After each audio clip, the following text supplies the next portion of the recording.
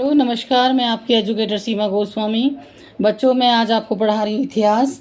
इसका जो भाग 1 है, इसमें 5-6 क्वेश्चंस हैं और उनके सेम आंसर हैं। तो जो क्वेश्चन होंगे वो मैं आपको थॉटिकली पढ़ा रही हूँ और साथ के साथ आपको एमसीक्यू टाइप से बताती रहूँगी, जिससे आपको ज़्यादा इजीली समझ में आ जाए। तो स्टार्ट करते हैं बच्चों। देखो बच्चों, मोहनजोदड़ो का विशाल स्नानगार हड़प्पा सभ्यता का एक महत्वपूर्ण निर्माण है। तो अब इससे आपको ये पता चल जाएगा, जो मोहनजोदड़ो का विशाल नहाने की जगह है यानी स्नानागार, वो हड़प्पा सभ्यता का एक महत्वपूर्ण निर्माण है। तो ये आपसे क्वेश्चन पूछा जाएगा कि हड़प्पा सभ्यता का महत्वपूर्ण निर्माण कौन सा है, तो स्नानागार है। सबसे बड़ा कौन सा है, तो वो यही है। इस तरीके से क्वेश्चन आपको देखने को मिलेंगे। नेक्स्ट है, ये ईंट से निर्मित है। एक क्वेश्चन यहाँ बनता है, किससे निर्मित है? ईंट से और राल मिश्रित मसाले में से जल निरोधक बनाया गया है। यानी राल और मिश्रित इसको मिलाकर के इसको ऐसा बनाया गया है कि इतने हजारों वर्षों के बाद भी हड़प्पा सभ्यता आज भी मिली है। ज़्यादातर तो इसका हिस्सा पाकिस्तान में है। जो इधर हमारे पास हिंदुस्तान में हिस्सा है, वो सारे अवशेष और वहाँ पर जो जितने भी अवशेष हैं, ज़्यादातर जो मिले हैं वो ईंटों के मिले हैं और पक्की ईंटों के मिले हैं। और उसमें मिलाया क्या गया है? राल मिश्रित मसाले। ये क्वेश्चन पूछा जाएगा कि उसमें क्या मिलाया गया? राल मिश्रित मसाले मिलाए गए हैं। जल निरोधक है, यानी जल को सोखने वाला नहीं है। और इस स्नानागार की जल आपूर्ति पास के ही एक कूप में से होती थी। जो पानी आता था ना, ऐसा माना जाता है कि जो स्नानागार था वो इतना विशाल है कि एक साथ कई सौ लोग उसमें स्नान कर सकते थे।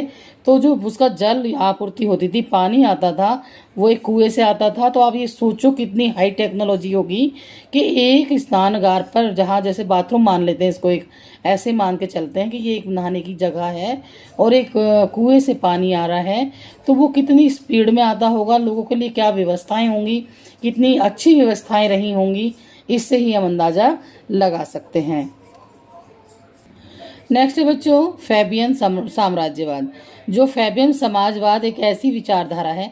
क्वेश्चन आएगा कि फैबियन समाजवाद कैसी विचारधारा है, या फैबियन क्या है, या फैबियन समाजवाद क्या होता है। ठीक है, दोनों वर्ड भी आ सकते हैं, अकेला भी आ सकता है और इसकी विचारधारा पूछी जा सकती है। जो लोकतांत्रिक से समाजवाद लाने का प्रयत्न करती है। ये एक ऐसी समाजवादी विचारधारा है जो लोकतांत्रिक विचारधारा से समाजवाद लाने का प्रयत्न करती है। फैबियनवादी वर्ग संघर्ष तथा इतिहास की भौतिकवादी व्याख्या से सहमत नहीं है। जो फैबियन विचारधारा है ना बच्चों, वो वर्ग संघर्ष और इतिहास की भौतिकवादी विचारधारा को नहीं मानती। मार्क्सवादियों तथा फैबियनवादियों में यही मानव समानता है कि ये दोनों उत्पाद के संपूर्ण साधनों के समान स्वामित्व के पक्षधर हैं। ठीक है, चाहे वो फैबियन समाजवाद हो या वो मार्क्सवादियों का विचारधारा हो, ये दोनों किसके पक्षधर हैं? ये पक्षधर हैं संपूर्ण साधनों के समान स्वामित्व के पक्षधर। यानी ये कहते हैं कि जो संसाधन हैं हर व्यक्ति पर समान रूप से होने चाहिए। विचारधाराएं तो देखो बच्चों ये बता रहे हैं, लेकिन आप देखो जो मार्क्सवादी विचारधारा के लोग हों या फैबियनवादी समाजवाद के लोग हों, इनके पास असमानता भरपूर मिलेगी। बड़े बड़े लोग होंगे, बड़ी बड़ी कोठियाँ होंगी, बड़ी बड़ी गाड़ियाँ होंगी, लेकिन वहाँ कहीं समानता आपको देखने को नहीं मिलेगी। पर आपको तो क्वेश्चन का आंसर देना है, तो सही आंसर इसका होगा कि ये समानता के पक्षधर है। ठीक है, नेक्स्ट है बच्चों,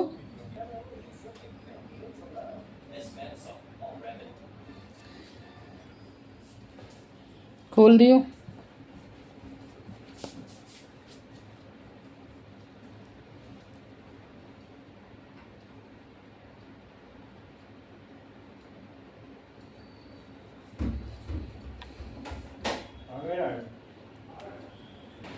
गहड़वाल बनारस और कन्याकुब्ज के थे।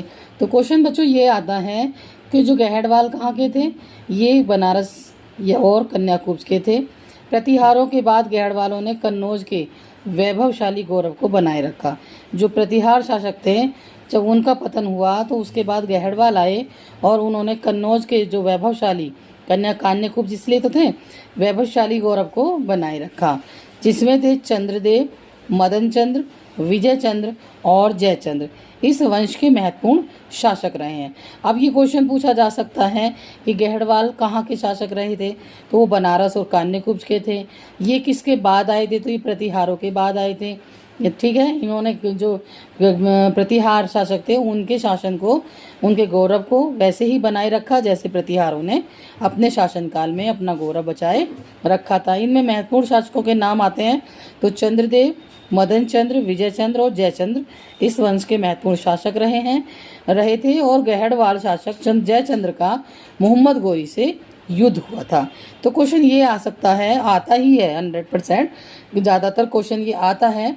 ये लाइन को अच्छे से याद कर लें कि जो गहड़वाल शासक था या कौन सा वो शासक था गहड़वालों का जिसका युद्ध मोहम्मद गोरी से हुआ था, तो वो था जयचंद्र। ठीक है, तो बच्चों आज मैंने पढ़ाया आपको हिस्ट्री और उसमें मैंने 10-15 क्वेश्चन 14 क्वेश्चन कराए हैं और ये क्वेश्चन बहुत ही महत्वपूर्ण है। अब आप ये वीडियो 1-2 बार देखें और अपने नोट्स बना लें। वीडियो पसंद आई हो तो लाइक शेयर करें, सब्सक्राइब ज़रूर कर लें और बेल आइकॉन को भी प्रेस कर दें ताकि आपको नोटिफिकेशन समय पर पहुंचता रहे। धन्यवाद।